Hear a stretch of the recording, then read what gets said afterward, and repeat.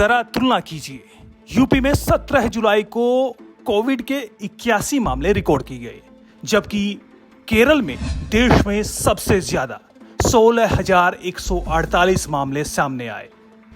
UP में पिछले एक हफ्ते में औसतन 85 केस दर्ज किए गए, जबकि केरल में 13,409 मामले सामने आए। अब सोचिए, अगर जनसंख्या के लिहाज से भी देखें तो यूपी की आबादी देश में करीब 20% है, जबकि केरल की आबादी मात्र 2%। इसके बावजूद भी दोनों ही राज्यों में कोविड मामलों में इतना ज्यादा अंतर है। अब आप देश में इन दोनों राज्यों को लेकर लिबरल मीडिया और सुप्रीम कोर्ट के नजरिए का अंतर भी समझिए। यूपी में कोविड के चलते कांवड़ यात्रा पर प्रतिबंध लग चुका है, लेकिन केरल सरकार जहां पर रोजाना इतने ज्यादा मामले सामने आ रहे हैं, वहां पर विशेष बकरीद पर खास 3 दिन की छूट दी है। यानी 18, 19 और 20 जुलाई को केरल में बकरीद मनाने के लिए कोविड प्रोटोकॉल से विशेष छूट दी गई है।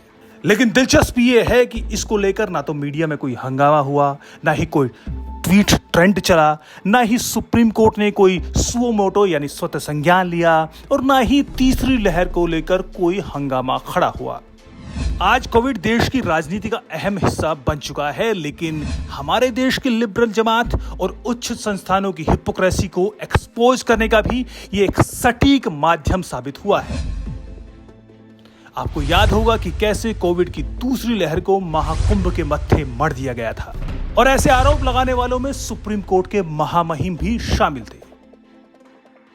25 जुलाई से यूपी उत्तराखंड में कांवड़ यात्रा शुरू होने वाली थी, लेकिन इससे पहले ही लिबरल जमात ने इसे आने वाली तीसरी लहर के लिए जिम्मेदार ठहराना शुरू कर दिया। एक जबरदस्त प्रोपेगेंडा खड़ा किया गया।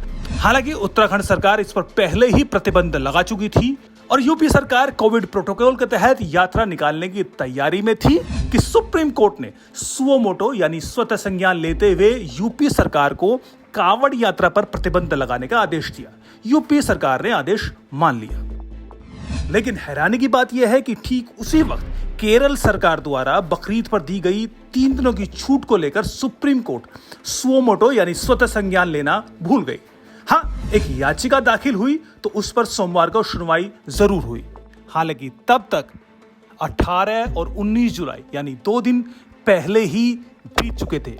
इस केस की सुनवाई के दौरान सुप्रीम कोर्ट ने केरल सरकार को 19 जुलाई यानी सोमवार शाम तक अपना पक्ष स्पष्ट करने को कहा है। साथ ही यह भी आदेश दिया है कि इस मामले की सुनवाई 20 जुलाई यानी मंगलवार को सबसे पहले की जाएगी।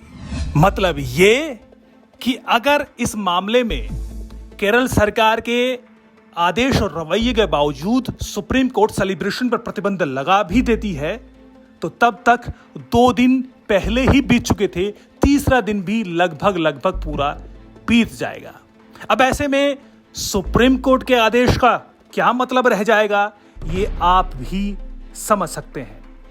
यानी साफ है कि ये केस भी महज एक आइवोश बनकर रह जाएगा। बकरीद पर सेलिब्रेशन भी हो चुका होगा और सुप्रीम कोर्ट शायद अपनी इज्जत भी बचा चुकी होगी। अब इस मामले को आप विन विन केस कह सकते हैं। यानी सुप्रीम कोर्ट की लाज भी रह जाएगी, बकरीद सेलिब्रेशन भी हो जाएगा, केरल सरकार का भी कुछ नहीं बिगड़ेगा।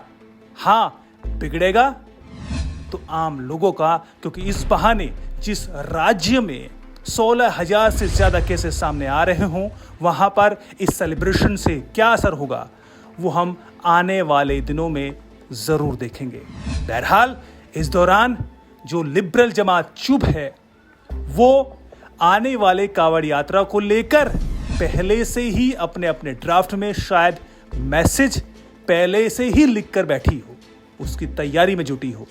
हाँ, बकरीद सेलिब्रेशन के मामले में उनकी आंख बंद थी, है और रहेगी। नमस्कार।